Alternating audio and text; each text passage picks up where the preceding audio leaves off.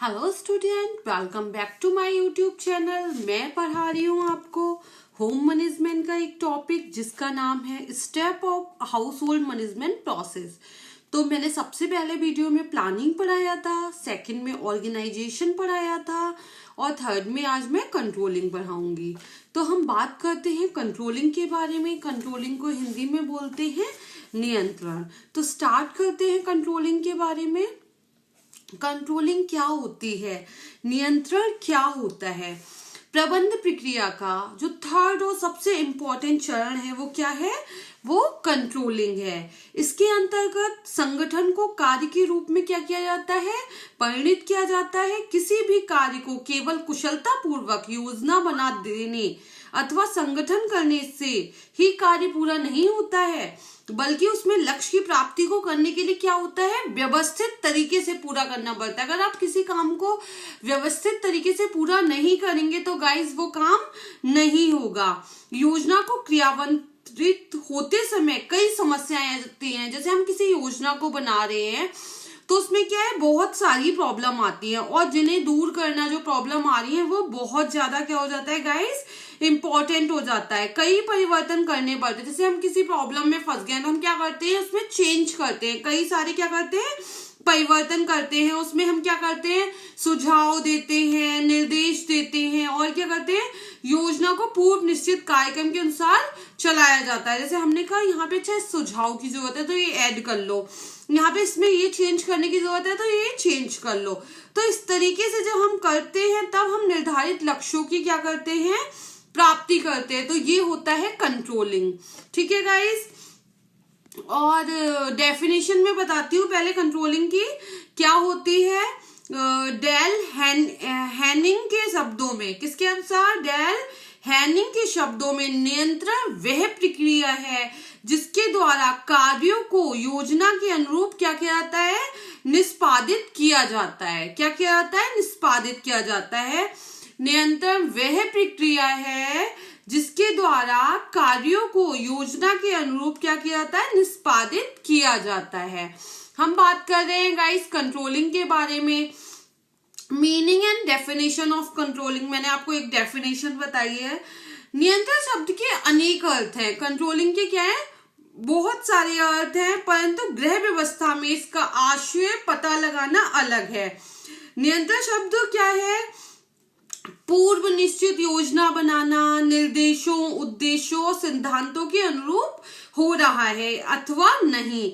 जैसे हमने जो पूर्व में योजना बनाई है, क्या उसके अनुसार वो चीज हो रही है या नहीं हो रही है, नहीं तो क्यों नहीं हो रही है, क्या इसका कारण है कि ये चीज नहीं हो रही है और कौन इसके लिए रिस्पॉन्सिबल है जो इस चीज को नहीं होने दे रहा है, और उसे अगर हम क्या करेंगे, कैसे सुधारेंगे तो वो चीज होगी।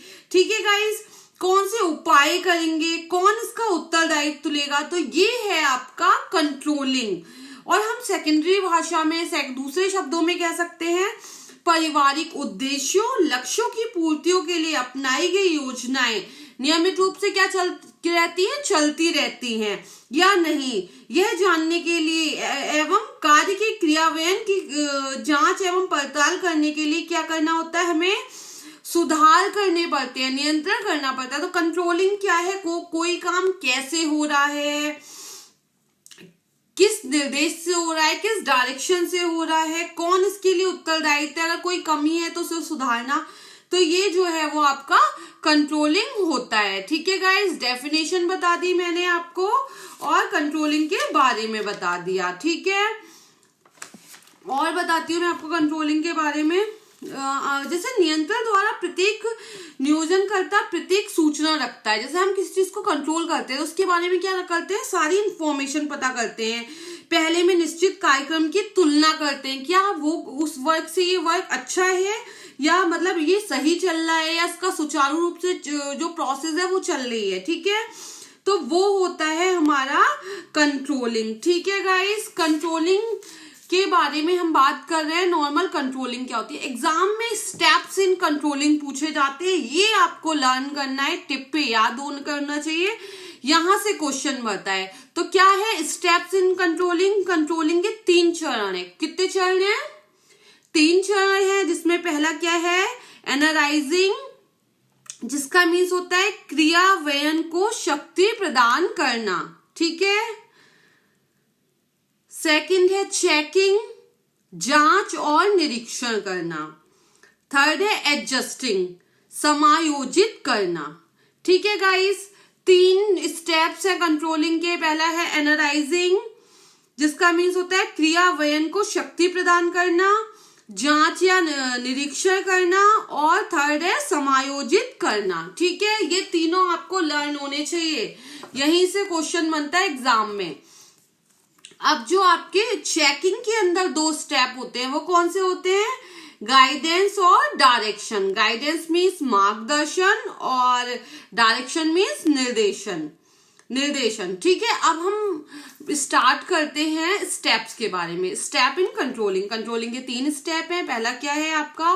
क्रियान्वयन को शक्ति प्रदान करना, दूसरा है जांच करना या निरीक्षण करना, और थर्ड है समायोजित करना मीन्स एडजस्टमेंट करना। हम पहले बात करते हैं क्रियान्वयन को शक्ति प्रदान करना। ये क्या होता है? योजना बनाने के बाद जैसे हम किसी चीज की प्लानिंग करते हैं, उन्हें क्रियान्वित करके उसकी निरंतरता एवं गतिमान बनाए रखना नियंत्रण का एक महत्वपूर्ण कदम है। हाँ, यह सच है कि व्यक्तियों में योजना को प्रारंभ करके तदानुकूल कार्य करते रहने की योग्यता में भिन्नता पाई जाती है। मतलब हर व्यक्ति की जो कैपेसिटी है वो अलग है। जिस लक्ष्य को प्राप्ति हेतु व्यक्ति कार्य कर रहा है, उस लक्ष्य की प्राप्ति में व्यक्ति परिस्थिति, समय का एवं निर्बल पक्ष की अमूल्य भूमिका होती है। यदि व्यक्ति का कार्य करने का ढंग अनुचित है या उसने सोच समझ की कमी है, आत्मविश्वास की कमी है, तो उसको क्या होगी? सक्सेस गाइस नहीं मिलेगी। ये बात मैं बार बार बता रही हूँ आपको। वहीं अगर आप किसी काम को प्लानिंग करके करेंगे, सफल बनाएंगे, तो जो उसके कार्यकर्ता है, कर्मचारी है, परिवार है, उन सबको क्या है? सदस्यों को प्रेरणा देनी चाहिए और उन्हें क्या करना चाहिए?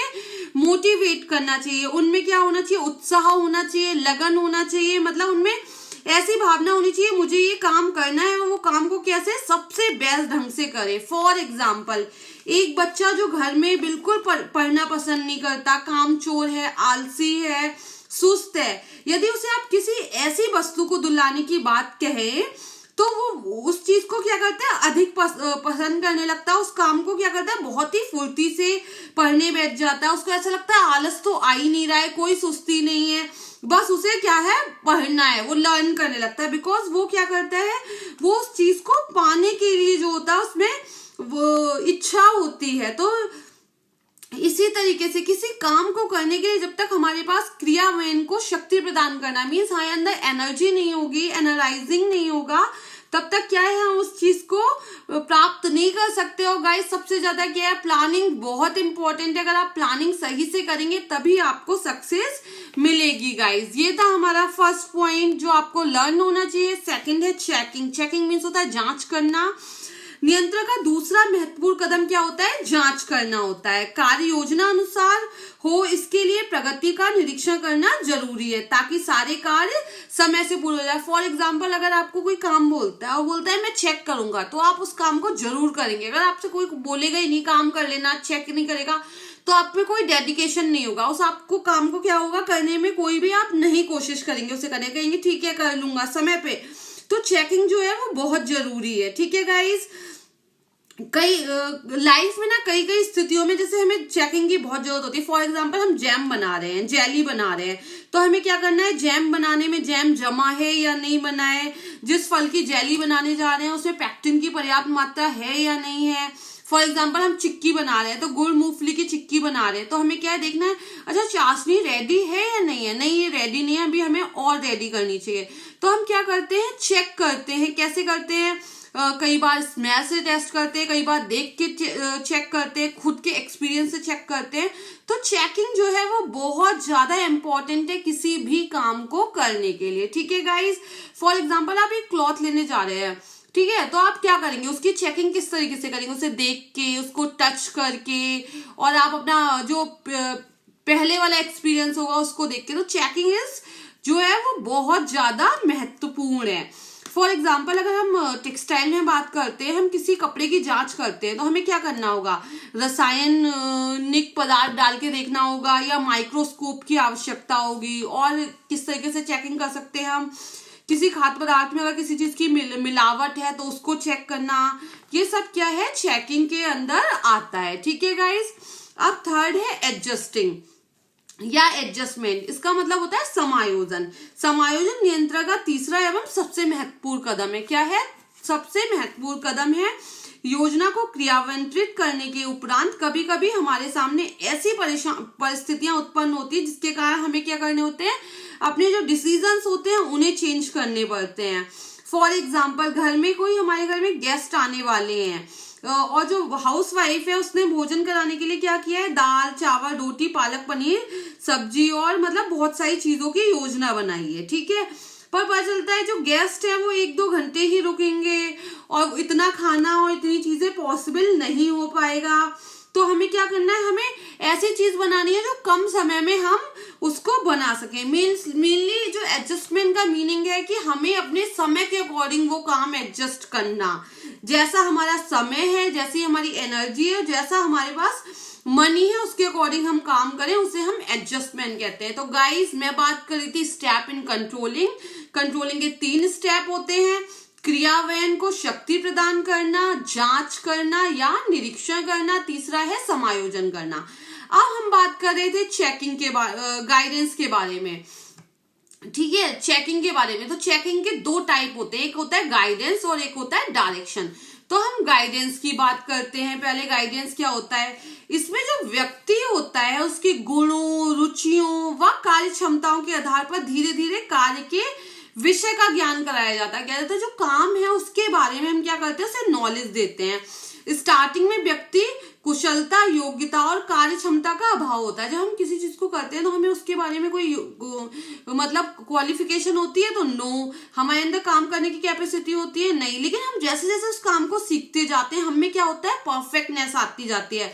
और फिर जब हम पूरी तरीके से उस काम को सीख लेते हैं तो गाइस हम कितना बेस्ट काम करते हैं और बहुत ही अच्छा रिजल्ट आता है। जब व्यक्ति काम करना सीख जाता है तो समय सीमा तय की जाती है और व्यक्ति उस समय सीमा में कार्य करके पूरा दिखाता है।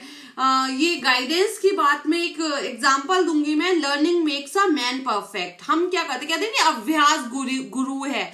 अगर आप किसी चीज को लर्न करते रहेंगे तो क्या है, आप परफेक्ट बन जाएंगे। तो learning makes a man perfect. Guys हम बात कर रहे थे गाइडेंस के बारे में, हम बात करेंगे डायरेक्शन के बारे में। डायरेक्शन क्या होता है, परिवार के सदस्यों कर्मचारियों को कार्य करने हेतु सभी प्रकार के आवश्यक निर्देश पहले ही दे दिए जाते हैं। इससे कार्य का स्तर गुण महत्वपूर्ण होते हैं और कार्य के जो सुखद परिणाम की आशा होती है। गाइस मतलब हमें ना अगर डायरेक्शन मिलता है, फॉर एग्जांपल आपको कहीं जाना है, ठीक है, आपको प्रॉपर मैं गाइडेंस दूं कि आपको घर से जाना है, वहां पे आपको ई रिक्शा मिलेगा, वहां से आप स्टेशन पे पहुंचेंगे, वहां पे प्लेटफॉर्म नंबर्स पे ट्रेन होगी, तो आपको किसी तरीके की प्रॉब्लम नहीं होगी। आपको मैंने गाइड कर दिया, आप परफेक्ट उसी चीज को फॉलो करते हुए चले जाएंगे।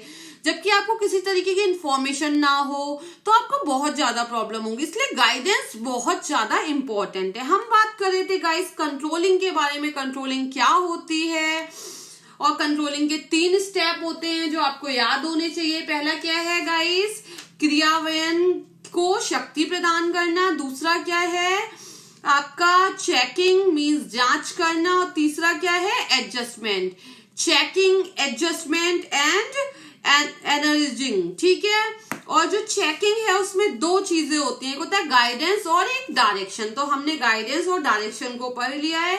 गाइस ये मेरा था 3rd वीडियो अबाउट कंट्रोलिंग का टॉपिक यहाँ फिनिश हुआ। नेक्स्ट वीडियो हम इवोल्यूशन का लेके आएंगे, मूल्यांकन का लेके आएंगे। तो गाइस यहाँ पे आपने अगर जो पहले प्लानिंग और ऑर्गेनाइजेशन का वीडियो नहीं देखा है तो वो देखिए, फिर उसके बाद इसको देखें, तब आपका कंसेप्ट क्लियर होगा। गाइस